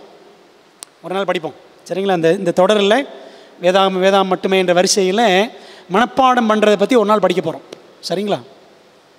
அப்போது ஆண்டவருடைய வசனத்தை உள்ளே வச்சோம் அப்படின்னா நம்ம என்ன செய்ய மாட்டோம்? பாவம் செய்ய மாட்டோம். ரெண்டாவது 1 யோவான் 3:9 படிக்கிறோம், தேவனால் பிறந்த எவனும் பாவம் செய்யான், ஏனெனில் அவருடைய வித்து அவனுக்குள் தரித்திருக்கிறது. அந்த தேவனுடைய வித்து நமக்குள்ளே இருந்துச்சுன்னா நம்ம என்ன செய்ய மாட்டோம்? பாவம் செய்ய மாட்டோம். என்னங்க வித்து? வித்துனா என்ன? 1 பேதுரு 1:23 அழிவுள்ள வித்தினாலே அல்ல, என்றென்றைக்கும் நிற்கிறதும் ஜீவனுள்ளதுமான தேவ வசனமாகிய அழிவில்லாத வித்தினாலே மறுபடியும் ஜனிப்பிக்கப்பட்டிருக்கிறீர்கள். அப்போ வித்துனா எதுங்க? ஆண்டோடைய வசனம். நாம் ஆண்டோடைய வசனத்தினால் மறுபடியும் பிறந்தோம் என்றால் என்ன செய்ய மாட்டோம்? பாவம் செய்ய மாட்டோம். அப்போ ஏன் பாவம் செய்கிறோம்? என்ன அர்த்தம்? வசனம் என்னை மறுபடியும் பிறக்கும் அனுபவத்திற்குள்ளே கொண்டு வர நான் அனுமதிக்கலை. சும்மா தொட்டிக்குள்ளே போயிட்டு வந்துட்டேன். சும்மா தொட்டிக்குள்ளே போயிட்டு வந்துட்டா எல்லாம் மறுபடியும் பிறந்தவங்களா? எதனால் பிறக்கணும்? வசனத்தினால் மறுபடியும் பிறக்க வேண்டும். அந்த வசனமாகிய வித்து நமக்குள்ள இருக்கணும். மகாத்மா காந்தியடிகள் தெரியும்ல, எல்லாரும் பாக்கெட்டில் வச்சிருக்கிறோம் அவரை. மகாத்மா காந்தியடிகள் அஹிம்சை நான் வயலன்ஸ் என்ற ஒரு அறவழிப்போர் முறையை கற்றுக்கொண்டார். எங்கேருந்து படிச்சுக்கிட்டார் தெரியுமா? இந்த மத்தேயு 5, 6, 7 அதிகாரம், மத்தேயு 5, 6, 7 அதிகாரங்களில் சொல்லப்பட்டிருக்கிற அந்த சர்மன் ஆன் தி மவுண்ட், மலை பிரசங்கம், அதை படித்து தான் எதை கற்றுக்கிட்டாரு? ஒரு கணத்தில் அடித்தா மறுகணத்தை காட்டு, அதை படித்து தான் அவர் கற்றுக்கிட்டார் சரிங்களா? அது அவரே எழுதி வச்சிருப்பார் சத்திய சோதனை என்ற புத்தகத்தில். ஆனால் இந்திய அரசாங்கம் அது ஓப்பனாக சொல்லாது. சரிதானே? ஓப்பனாக சொல்லாது, உண்மையை சொல்லாது. பிரியமானவர்களே, அங்கிருந்தான் நான் வயலன்ஸ் படிச்சுக்கிட்டார் அவர். காந்தியடிகள் மட்டுமல்ல, இந்திரா காந்தி அம்மையார், ராஜாராம் மோகன் ராய், இவங்கெல்லாம் இந்த மத்தேயு 5, 6, 7 அதிகாரத்தை படித்தாங்க, மலை பிரசங்கத்தை படித்தாங்க. ஒரு கிறிஸ்தவன் எப்படி இருக்கணும் என்ற பிரசங்கம் தான் அந்த மலை பிரசங்கம். பிரியமான தேவ பிள்ளைகளே, இன்றைக்கி நாம் ஒரு நல்ல கிறிஸ்தவராக இருக்கிறோமா? பைபிள் படிக்கிறோம், பரிசுத்தம் அடைகிறோமா? நம்முடைய இருதயம் பக்குவப்பட்டிருக்கிறதா? யோசித்து பார்ப்போம். பஞ்சாப் மாநிலத்தை சேர்ந்த சாது சுந்தர் சிங் அவர் சொல்லியிருக்கிறாரு, பரிசுத்த வேதாகமம் உலகத்திற்கு தேவன் அருளிய அன்பின் கடிதம், God's love letter to the world Bible அப்படின்னு சொல்லியிருக்கிறார் சாது சுந்தர் சிங். ஒரு கதை பற்றி படிச்சிருக்கீங்களா? எல்லாம் படிங்க, பிள்ளைகளை படிக்க வைங்க. சீக்கிய மதத்தை சேர்ந்தவர் சரிங்களா? பைபிளை தன்னுடைய 10 வயசில் பைபிளை புதிய ஏற்பாட்டை கிழிச்சு தூர எரிஞ்சவர், நெருப்பில் எரிச்சவர் இந்த சீக்கிய மதத்தை சேர்ந்த. இந்து மதம், இஸ்லாம் மதம் ரெண்டினுடைய கூட்டுக்கலவை தான் சீக்கிய மதம் சரிங்களா? அதை சேர்ந்தவர் தான் இவர், குருநானக் கம்பெனி சரிங்களா? அதில் உள்ளவங்க தான் சீக்கியர்கள். அப்போது இவர் மனசில் ஒரு நிம்மதி இல்லை. யார் மெய்யான தெய்வம், அந்த உண்மையான கடவுள் யார் அப்படின்ட்டு ஒரு ராத்திரி எல்லாம் அப்படியே சத்த போட்டுக்கிட்டே இருந்தார் ஒரு ரூமில். அவர் வீட்டுக்கு பின்னாடி பஞ்சாபில் லூதியானா எக்ஸ்பிரஸ் அப்படின்னு ஒரு எக்ஸ்பிரஸ் ஓடும் சரிங்களா? அவர் ப்ரே பண்ணாராம். பொதுவாக ஆண்டவர்கிட்ட ப்ரே பண்ணலை, யார் உண்மையான கடவுள் எனக்கு தன்னை வெளிப்படுத்த வேண்டும், இல்லை அப்படின்னா காலையில் 5 மணிக்கு என் வீட்டுக்கு பின்னாடி லூதியானா எக்ஸ்பிரஸ் ஓடும், அதில் நான் விழுந்து நான் தற்கொலை பண்ணிக்குவேன்னு சொல்லி ஒரு ஜோமன் ஒரு பிரார்த்தனை பண்ணார் சரிங்களா? விடிய காலையில் அந்த ட்ரெயின் வருது கொஞ்சம் நேரத்துக்கு முன்னாடி ஆண்டவர் இயேசு கிறிஸ்து சிலுவையில் தொங்குகிற காட்சியை யார் பார்த்தா? சாது சுந்தர் சிங் பார்த்தார். எந்த புதிய ஏற்பாட்டை கிழிச்சு போட்டாரோ அப்படி ஒரு புதிய ஏற்பாட்டை அவர் வைத்துக்கொண்டு என்ன பண்ணார் தெரியுமா? இந்தியா மட்டும் கிடையாது, வெளிநாடுகள் பல நாடுகளுக்கு சென்று சத்தியத்தை அறிவித்தார். இதெல்லாம் படிக்கணுங்க, சும்மா ஃபோனே நோண்டிட்டு கிடக்கூடாது. இன்றைக்கி அந்த மாதிரி நம்முடைய லைஃப் ஸ்டைல் ஒரு தப்பான வழியில் இன்றைக்கி போயிட்டுருக்கு. அருமையான தேவ பிள்ளைகளே, நம்முடைய வாழ்க்கை வேதாமத்துக்கு நேராக திரும்பணும். வாலிப பிள்ளைகள் கவனிங்க, இதெல்லாம் கவனித்து பாருங்கள். பைபிள் இல்லாமலே சர்ச்சுக்கு வர்றது, சர்ச்சுக்கு வந்தாலும் பைபிளை திறக்கிறதே கிடையாது. அப்படித்தானே? அப்படித்தான் இருக்குது. பெரியமானவர்களே, எப்படி செத்தார் இந்த சாது சுந்தர் சிங் இன்ன வரைக்கும் தெரியாது. அதெல்லாம் நம்ம படிக்கணும். அவர் சொல்லியிருக்கிறாரு, பைபிள் என்னவா? Love letter. பைபிள் நமக்கு ஆண்டு கொடுத்துருக்கிற லவ் லெட்டர்.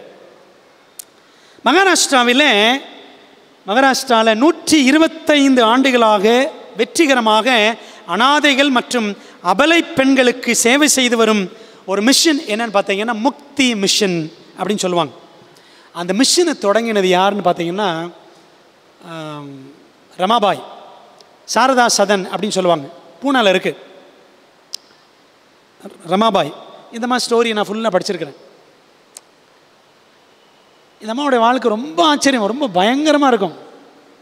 சரிங்களா? மக செத்துருவாங்க, புருஷன் செத்துருவார். இந்த அம்மா ஒரு பிராமண பெண்மணி.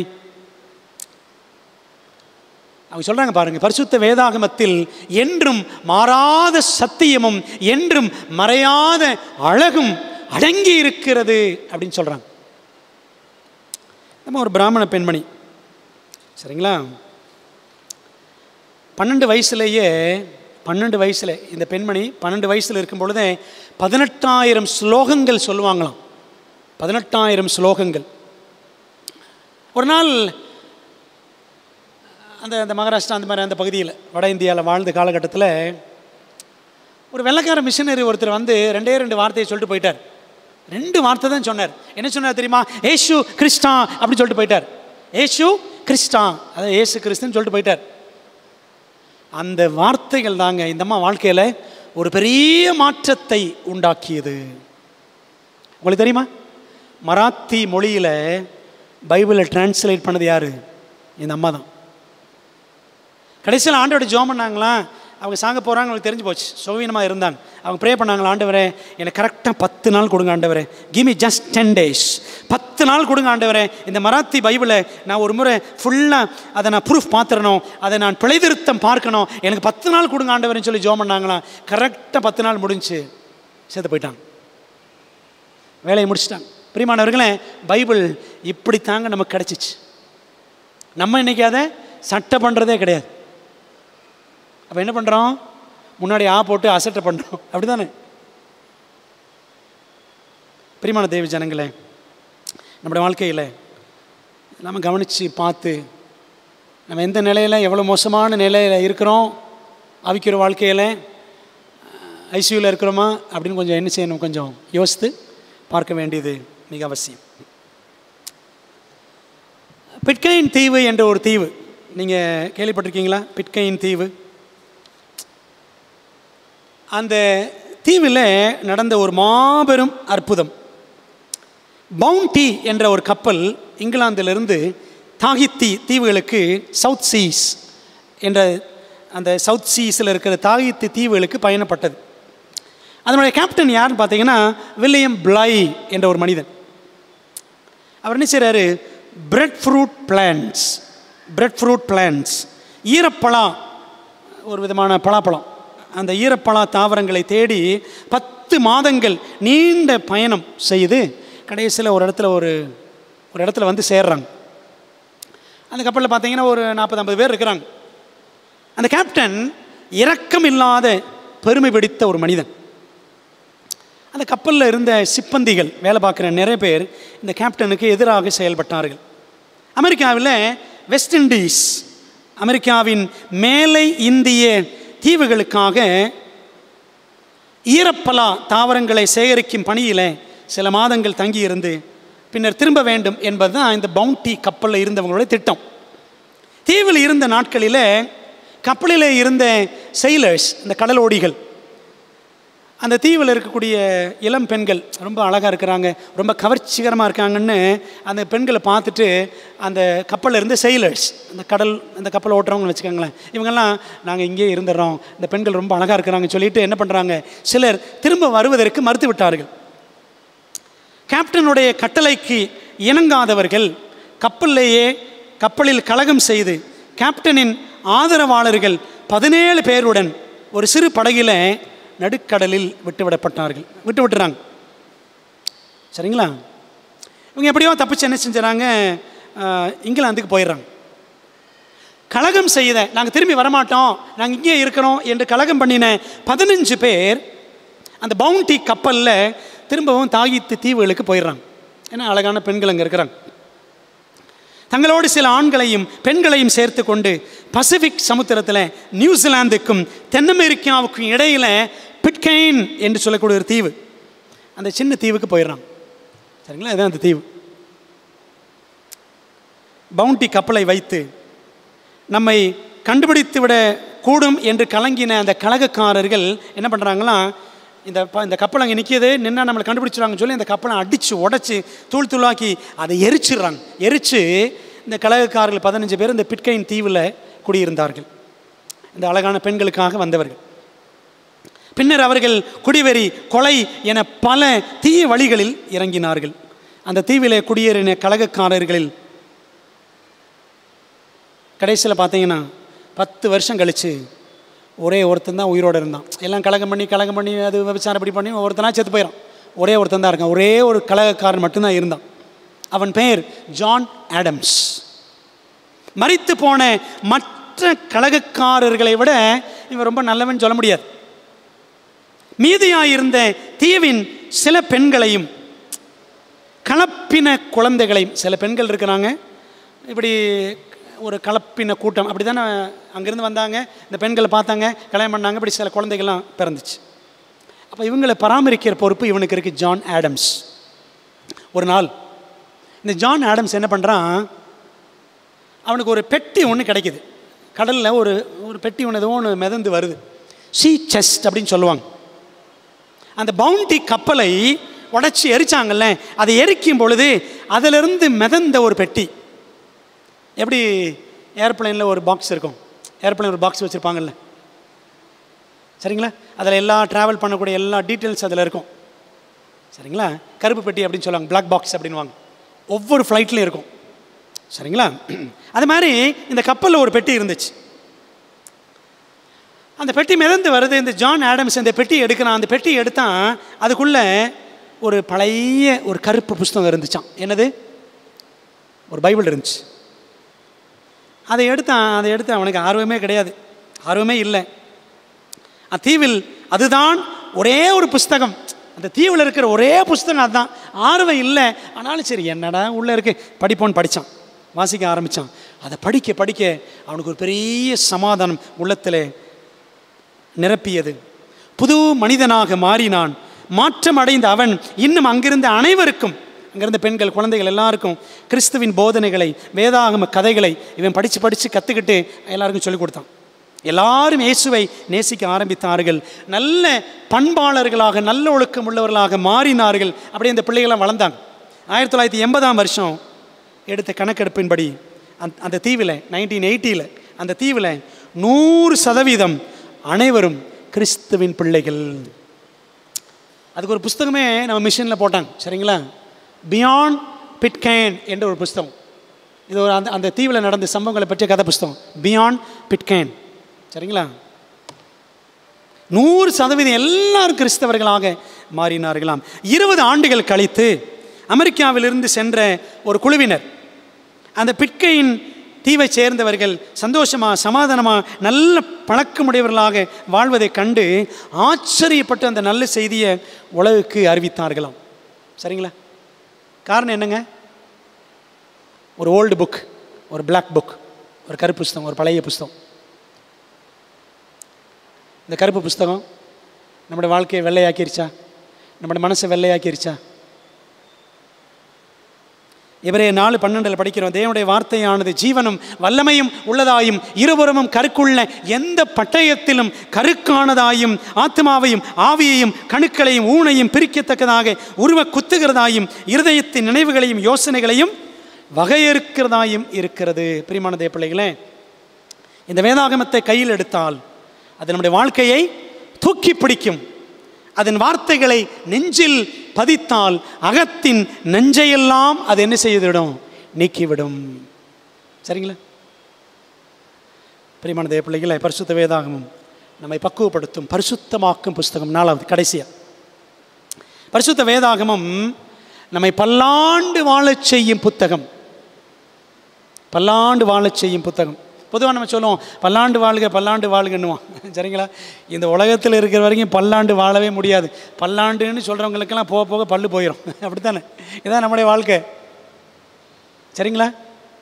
பல்லாண்டுலாம் நமக்கு கிடையாது. ஆனால் தேவாதி தேவன் மனிதர்களை ஆதியில் நல்லவர்களாகவே பாவமற்றவர்களாகவே படைத்தார்.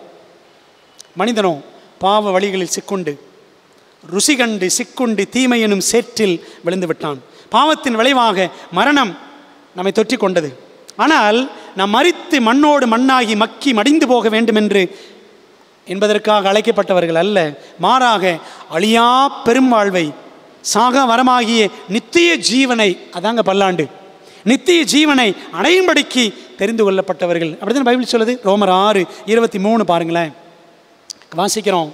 பாவத்தின் சம்பளம் மரணம், கர்த்தராகிய தேவனுடைய கிருபை வரமோ நம்முடைய கர்த்தராகிய இயேசு கிறிஸ்துவினால் உண்டான நித்திய ஜீவன். யோவான் 3:16 படிக்கிறோம், ஒருவரும் கெட்டு போகாமல்,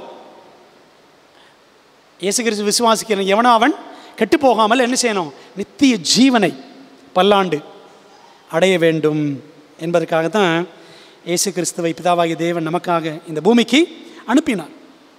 ஆக அந்த நித்திய ஜீவனுக்கான பல்லாண்டு பல்லாண்டு பரலோக தேவனோடு வாழ்வதற்கான ரகசியம் எங்கே தான் இருக்கு? இங்கே தான் இருக்கு. இந்த புஸ்தகத்தில் மட்டும்தான் இருக்கு.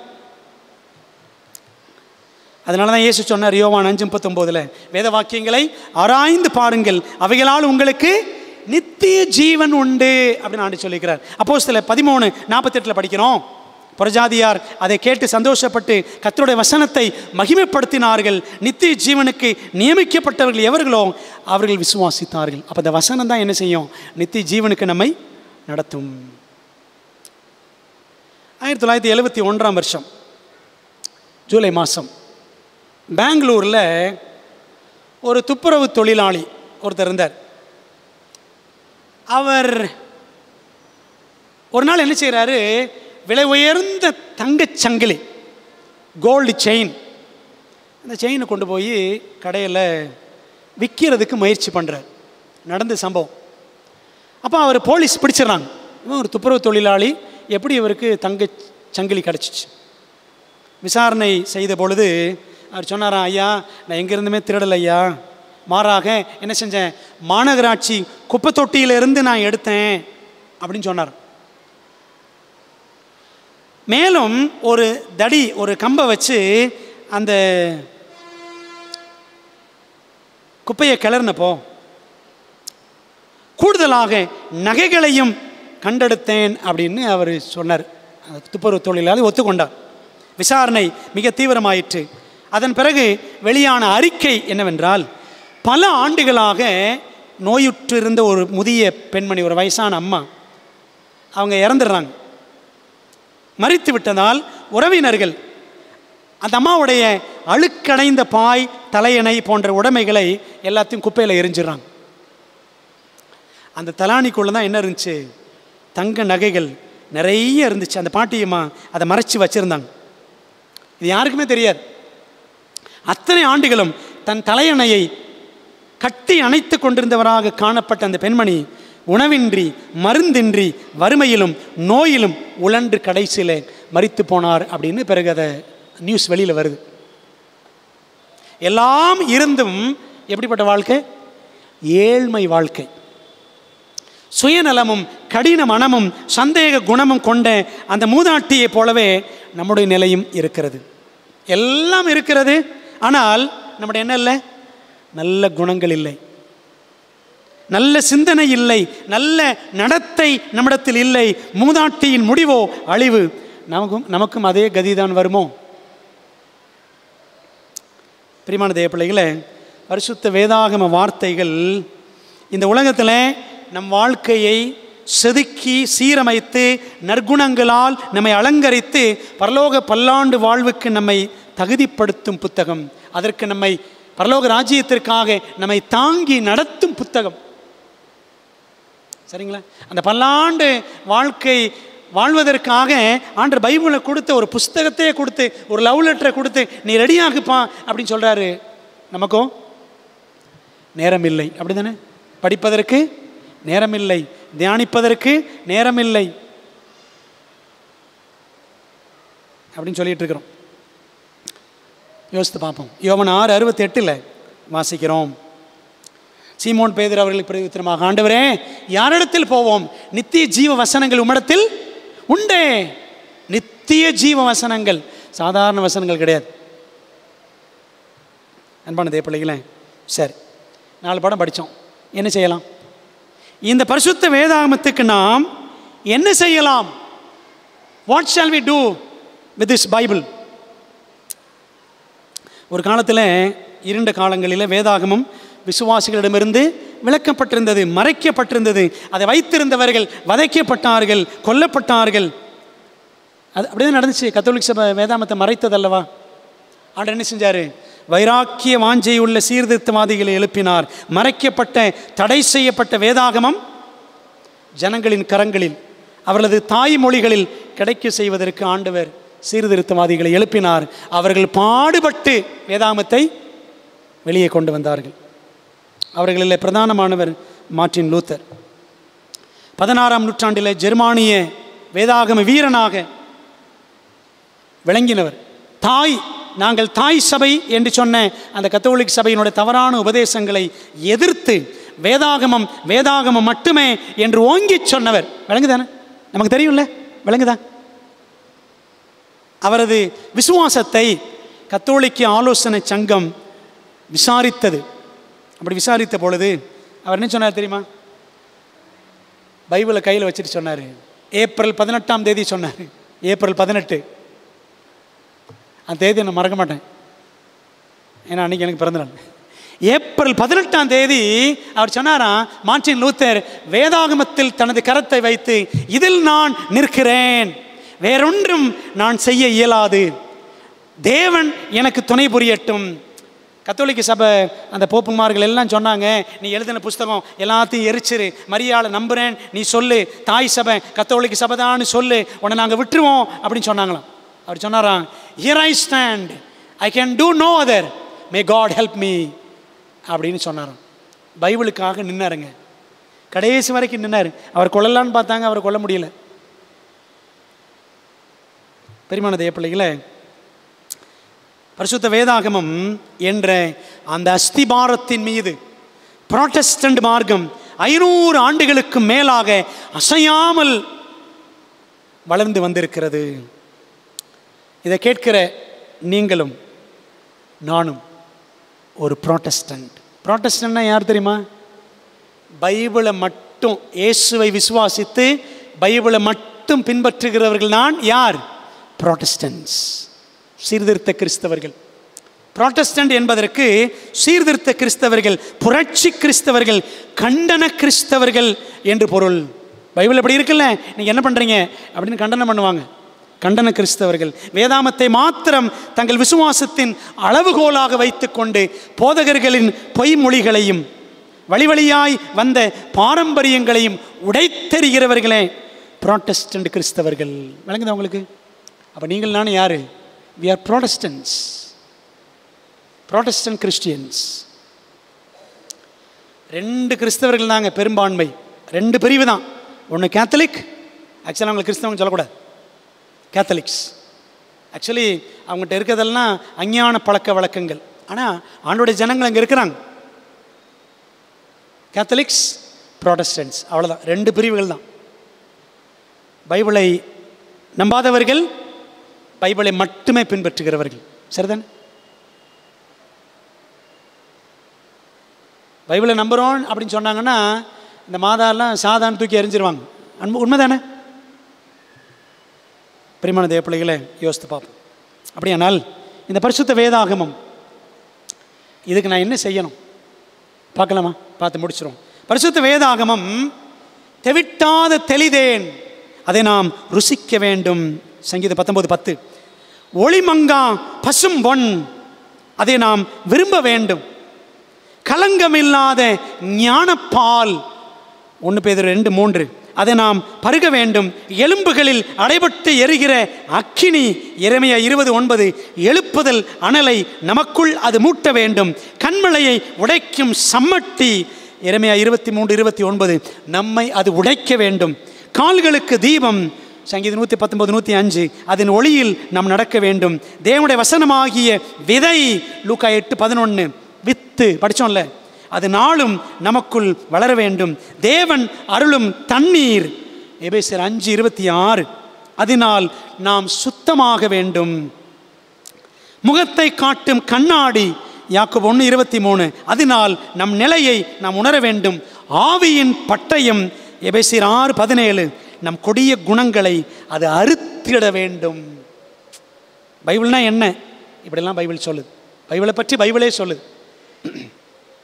பரிசுத்த வேதாகமத்தை நேசியுங்கள், பரிசுத்த வேதாகமத்தை வாசியுங்கள், பரிசுத்த வேதாகமத்தை சுவாசியுங்கள், பரிசுத்த வேதாகமத்தை விசுவாசியுங்கள், பரிசுத்த வேதாகமத்தை அப்பியாசியுங்கள். அதாவது வாழ்க்கையில் செயல்படுத்துங்க. அப்படி செய்வோரே உண்மையான சீர்திருத்த கிறிஸ்தவர்கள் அல்லது புராட்டஸ்டண்டுகள். பிரியமான தேவ ஜனங்களே, நம்ம கிடைச்சிருக்கிற இந்த தமிழ் வேதாகமம் நமக்கு ஆண்டவர் கொடுத்துருக்க ஒரு பெரிய பொக்கிஷம். தமிழோ ஆங்கிலமோ எதுனாலும் சரி. 1522 வருஷத்தில் ஜெர்மன் மொழியில் மார்ட்டின் லூத்தர் புதிய ஏற்பாட்டை மொழிபெயர்த்தார். அதை அடிப்படையாக வைத்து தான் நமக்கு தமிழில் தரங்கம்பாடியில் வச்சு, தரங்கம்பாடி மயிலாடுதுறை பக்கத்தில், அந்த தரங்கம்பாடி என்ற ஊருக்கு வந்த ஜெர்மன் மிஷனரியான பர்தலோமியோ ஜீகன்பால்க் என்ன பண்ணார் தெரியுமா? அந்த மார்ட்டின் லூத்தருடைய அந்த ஜெர்மன் மொழியின் அடிப்படையிலான புதிய ஏற்பாட்டை வச்சு தான் தமிழில் புதிய ஏற்பாட்டு மொழிபெயர்த்தார் ஜீகன்பால்க். விளங்குதா உங்களுக்கு? அந்த ஜெர்மன் மனிதன் ஜீகன்பால்க்கு தான் முதல்ல தமிழ் பைபிள் வெளியில் கொண்டு வர உழைத்தவர். தமிழன் கிடையாது. தமிழ் பைபிளை கொண்டு வந்தது தமிழன் கிடையாது, ஒரு ஜெர்மானிய மனிதன், லூத்தரன் சபையை சேர்ந்த ஒரு மனிதன். 2 வருஷம் கடற்கரை மணலில், இதை பற்றி நான் விளாவரிய பிற கதை சொல்லுவேன் போக போக. 2 வருஷம் அந்த தரங்கம்பாடி கடற்கரையில் தரையில் எழுதி எழுதி தமிழ் கற்றுக்கிட்டாராம். இன்றைக்கி நம்ம பிள்ளைங்க தமிழ் பிள்ளைங்க என்னம்மா படிக்கிறேன்? நான் பிரெஞ்சு படிக்கிறேன், நான் ஜெர்மன் படிக்கிறேன். முதல்ல தமிழை படிக்கணும், தமிழ் வேதாகமத்தை கற்றுக்கொள்ளணும். புரியுதுங்களா உங்களுக்கு? அந்த மனுஷன் அங்கேருந்து இங்கே வந்து தமிழ் படித்தார். நம்ம இங்கே தமிழ்நாட்டில் உட்காந்துக்கிட்டு ஃப்ரெஞ்சு படிச்சுட்டு இருக்கிறோம். படிங்க வேண்டான்னு சொல்லலை, முதல்ல தமிழ் படிச்சிருக்கணும். புரியுதா உங்களுக்கு? இதை தெரியாமல் மற்ற லாங்குவேஜ் படிச்செல்லாம் பிரயோஜனம் கிடையாது. அன்பான தேவ பிள்ளைகளை, அப்படி அவர் அந்த கடற்கரையில் அந்த தமிழில் எழுதி கற்றுக்கொள்ள விரலில் ரத்தம் வருமா. ஜீகன்பாலுக்கு விரலில் ரத்தம் வருமா. அப்படி தமிழ் கற்றுக்கிட்டாராம். இன்றைக்கி நம்ம பைபிளை படிக்கும் பொழுது சத்தமே வராது, ஏன்னா தப்பாக வாசிக்கிறோம். முன்னாடி வந்து பைபிளை தப்பாக வாசிக்கவே கூடாது, கரெக்டாக வாசிக்கணும். சரிங்களா? நான் எப்போவுமே அடிக்கடி சொல்லுவேன், பைபிளை நிறுத்தி நிதானமாக அழகாக வாசிக்க கற்றுக்கிட்டான்னு வச்சுக்கோங்களேன், ஒரு சிறந்த தமிழ் பண்டிட்டாக மாறலாம். புரியுதா உங்களுக்கு? நான் ஸ்பைசர் காலேஜில் படிக்கும் பொழுது இங்கிலீஷ்லாம் ஒன்றுமே தெரியாது இங்கிலீஷெல்லாம் 0வாக தான் போனேன். தமிழ் பைபிள், இங்கிலீஷ் பைபிள் ரெண்டையும் வச்சு வச்சு வச்சு வச்சு இன்றைக்கி அப்படி தான். இன்றைக்கி 2 பைபிள் வச்சுருப்பேன். எப்போவுமே ரெண்டையும் வச்சு வச்சு தான் படிப்பேன். பைபிள் என்ன செய்யும்? பேதையை ஞானியாக்கும். பிரியமான தேவ பிள்ளைகளை, இப்படி இரத்த கிரயம் செலுத்தி தான் இன்றைக்கி உலகத்தில் இன்றைக்கி நமக்கு பைபிள் கையில் கிடச்சிருக்கு. ஒரே ஒரு ஸ்டாட்டிஸ்டிக்ஸ் சொல்லி நான் முடிக்க போகிறேன். உலகத்தில் இருக்கிற மொத்த மொழிகள் 5390. அதில் நீங்கள் பாருங்கள், முழு வேதாகமம் 553 மொழிகளில் வந்திருக்கிறது. வேதாகம பகுதிகள் கொஞ்சம் கொஞ்சமாக இங்கே கொஞ்சம் அங்கே கொஞ்சம் அப்படின்னு எடுத்துக்கிட்டால் 2383 மொழிகளிலே வந்திருக்கிறது. புதிய ஏற்பாடு 1333 மொழிகளில் வந்திருக்கிறது. மொழிபெயர்க்கப்பட்டுள்ள தனித்தனி புஸ்தகங்கள், மத்தேயு புஸ்தகம், லூக்கா புஸ்தகம், அந்த மாதிரி பார்த்தீங்கன்னா 2932 மொழிகளில் பைபிள் வெளிவந்திருக்கிறது. சும்மா கிடையாது. இதுக்காக நிறைய பேர் என்ன செஞ்சுருக்காங்க? ரத்தம் சிந்தியிருக்காங்க, கிரயம் செலுத்தி இருக்கிறார்கள். சத்தியத்திற்காக நீங்களும் நானும் இரத்தம் சிந்த வேண்டிய நேரம் சீக்கிரமாய் நமக்கு வர இருக்கிறது. புராட்டஸ்டன்ட்களே ஆயத்தமாகுங்கள், சீர்திருத்த கிறிஸ்தவர்களே ஆயத்தமாவோம். வெளிப்படுத்தல் 12:11 சொல்லுது பாருங்களேன். மரணம் நேரிடுகிறதா இருந்தாலும் அதற்கு தப்பும்படி தங்கள் ஜீவனையும் பாராமல் ஆட்டுக்குட்டியின் இரத்தத்தினாலும் தங்கள் சாட்சியின் வசனத்தினாலும் அவனை சாத்தானை ஜெயித்தார்கள். சாத்தானை ஜெயிக்கணுமா? மொபைலை வச்சுலாம் ஜெயிக்க முடியாது, பைபிளை வச்சு தான் ஜெயிக்க முடியும். சரிங்களா? அந்த பைபிளை கையில் வச்சா ஜெயிக்க முடியாது. பைபிள் எங்கே இருக்கணும்? இங்கே இருக்கணும். பிரியமான தேவ பிள்ளைகளே, ஆகவே இந்த வேதாகம் மட்டுமே என்ற பாடங்களை தொடர்ந்து கற்றுக்கொள்வோம், உற்சாகமாக படிச்சுக்குவோம். வராத மற்றவங்களுக்கெல்லாம் சொல்லுங்கள். நிறைய பேர் சோம்பேறி ஆகிட்டாங்க. நிறைய பேர் வெள்ளிக்கிழமை வர்றது கிடையாது. சுற்றி இருந்தாலும் பக்கத்தில் இருந்தாலும் கிட்டே இருந்தாலும் இன்றைக்கி வராத விசுவாசிகள் நிறைய பேர். அவங்களுக்கு ப்ரே பண்ணுவோம், அவங்கள்ட்ட சொல்லுங்கள், அவங்க வரணும்னு அவங்களுக்காக ஜெபிப்போம். கர்த்தர் இந்த பாடங்களை நமக்கு பேராசீர்வாதமாக மாற்றி தருவாராக. ஆமென். ஜெபிக்கலாம். பரிசுத்தம் நிறைந்த நல்ல தகப்பனே, இந்த மனமகிழ்ச்சியான ஓய்வு நாளின் ஆரம்ப ஆராதனையில் தகப்பனை நாங்கள் கலந்து கொண்டு கர்த்தருடைய வேதாகமத்தின் மேன்மைகளை படிக்கும்படி கொடுத்த கிருபைக்காக ஸ்தோத்திரம். அன்பான ஆண்டவரே, உம்முடைய வேதத்தில் உள்ள அதிசயங்களை பார்க்கும்படி என் கண்களை திறந்தருளும் என்று சங்கீதம் 119:18 வாசிக்கிறோம். ஆண்டவரே கர்த்தாவே, நாங்கள் வேதாகமத்தின் அதிசயங்களை கற்றுக்கொள்ள இன்றைக்கு நாங்கள் ஆண்டவரே ஒரு ஆரம்ப பாடத்தை படித்து கொண்டோம். ஆண்டவரே, அதற்கு நமக்கு நன்றி செலுத்துகிறோம். பரிசுத்த வேதாகமம் பரமதேவன் தந்த புத்தகம், பாதை காட்டும் புத்தகம், பரிசுத்தப்படுத்தும் பக்குவப்படுத்தும் புத்தகம், பல்லாண்டு வாழ வழிகாட்டும் புத்தகம் என்று நாங்கள் இன்றைக்கு பாடம் படித்தோம். ஆண்டவரே அப்பா, எங்களுடைய பாவ நிலைமையை நாங்கள் உணர்வதற்கான இருதயத்தை, உணர்வுள்ள இருதயத்தை எங்களுக்கு நீர் தாரும். ஆண்டவரே, எங்கள் நேரத்தை வீணடிச்சிட்ருக்கிறோம். நாடகங்கள்லையும் சினிமாக்களிலும் எங்களுடைய செல்ஃபோன்களிலும் எங்கள் நேரம் களவாடப்பட்டு கொண்டிருக்கிறதப்பா. கேம் விளையாடிட்டுருக்கிறோம்.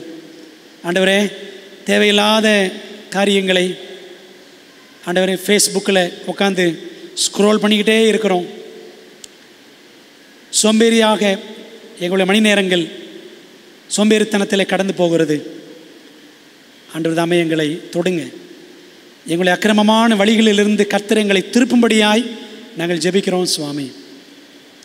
அருமையான ஆண்டவரே, உடைய வேதாகமம் எங்கள் கரங்களிலே கிடைப்பதற்கு பரலோகம் கிருபை செய்திருக்கிறது. அதற்காக ஸ்தோத்திரம் செலுத்துகிறோம். கர்த்தாவே, நாங்கள் ஒவ்வொரு நாளும் உம்முடைய வேதாகமத்திற்கு அதிக நேரம் கொடுக்கிறவர்களாக, அதிக நேரம் வேதாகமத்தை தியானிக்கிறவர்களாக மாற்றுங்க ராஜா.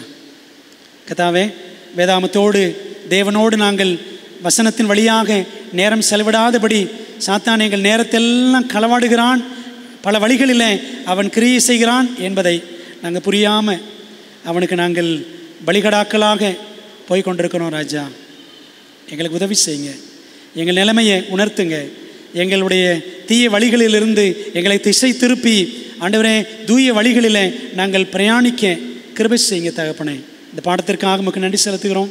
இன்றைக்கு நாங்கள் படிக்க தொடங்கி இருக்கிற இந்த முதல் பாடம் ஆண்டவரே ஆயிரக்கணக்கான மக்களுக்கு ஆசீர்வாதமாக போய் சேரட்டும். இன்னும் இதுபோல் வருகிற நாட்களிலே இன்னும் தொடர்ந்து வேதாகமத்தின் மகத்துவங்களை வேதாகமம் மட்டுமே என்ற தலைப்பில் நாங்கள் ஒவ்வொரு வாரமும் இன்னும் அதிகமாய் கற்றுக்கொள்ள ஆவியானவர்களுக்கு கற்றுத்தர ஒப்புக் கொடுக்குறோம். ராஜா, எங்கள் ஜெபத்தை ஏற்றுக்கொள்ளும். இந்த நாளில் வந்திருக்கிற சத்தியத்தை கேட்ட எல்லா பிள்ளைகளையும் ஆசீர்வதிங்க தகப்பனே. கர்த்தாவே, இந்த சத்தியங்களை நாங்கள் நிறைய பேருக்கு சொல்லிக் கொடுக்க, பகிர்ந்து கொடுக்க ஆண்டவர் எங்களுக்கு உதவி செய்ய வேண்டுமாய் மன்றாடுகிறோம். ஆலயத்தில் அமர்ந்திருக்கிற பிள்ளைகள், ஆன்லைனில் இணைந்திருக்கிற பிள்ளைகள் எல்லாரையும் ஆசீர்வதியும். காணிக்கைகளை படைத்த பிள்ளைகள், அனுப்பின பிள்ளைகள் எல்லாரையும் ஆசீர்வதிப்பீராக. இந்த காணிக்கையை ஆசீர்வதியும். கர்த்தருடைய ஊழியத்தில் இந்த காணிக்கைகள் இன்னும் அதிகமாக ஆண்டவரை சிறப்பான விதத்தில் பயன்படுத்தப்பட கர்த்தர் உதவி செய்யுங்க. இந்த இரவில் எங்களோடு இருந்து எங்களை பாதுகாத்துக் கொள்ளுங்க. ஆண்டவர் தெய்வீக ஆராதனையில் தானியேல் தியானத்தை நாங்கள் முடிக்க இருக்கிறோம். கர்த்தர் அதையும் ஆசீர்வதியும். இந்த ஓய்வு நாள் முழுக்க அப்பா உம்மோடு நாங்கள் அதிகமாக நெருங்கி நடக்க, முழங்காலில் நிற்கவும், ஆண்டவரே வேதாகமத்தை தியானிக்கவும், ஊழியம் செய்யவும், உமக்கென்று இந்த நாளை செலவிட எங்களுக்கு உதவி செய்யும். எங்கள் ஜெபத்தை ஏற்றுக்கொள்ளும், ஆசீர்வதியும், எங்களை பரிசுத்தப்படுத்தும். ஆண்டவரே, டக் பேச்சலருடைய வாழ்க்கையை சுருக்கமாக நாங்கள் பார்த்தோம். கர்த்தருடைய வேதாகமம் எப்படி அவருடைய வாழ்க்கையை மாற்றியது, அதுபோல் ஆண்டவரே எங்களுடைய வாழ்க்கையும் உடைய வேத வசனங்களால் மாறட்டும். எங்களை பரிசுத்தப்படுத்தும். உமக்கென்று உத்தம சாட்சிகளாய் எங்களை உருவாக்கும். இயேசுவின் நாமத்தில் ஜெபிக்கிறோம் ஜெபங்களும் நல்ல பிதாவே, ஆமென். என் ஆத்மாவே கர்த்தரை ஸ்தோத்திரி, என் முழு உலமையோட பரிசுத்த நாமத்தை ஸ்தோத்திரி. என் ஆத்மாவே கர்த்தரை ஸ்தோத்திரி, அவர் செய்த சகல உபகாரங்களையும் மறவாதே, ஆமென். நம்முடைய கர்த்தராக இருக்கிற இயேசு கிறிஸ்துவின் கிருபையும் பிதாவின் அன்பும் ஆவியானவரின் ஐக்கியமும் ஆசீர்வாதமும் தேவதூதர்களின் பாதுகாப்பு வழி நடத்தலும் நம்ம எல்லாரோடும் மீண்டும் மீண்டும் சதா காலங்களிலும் தங்கியிருப்பதாக, ஆமென்.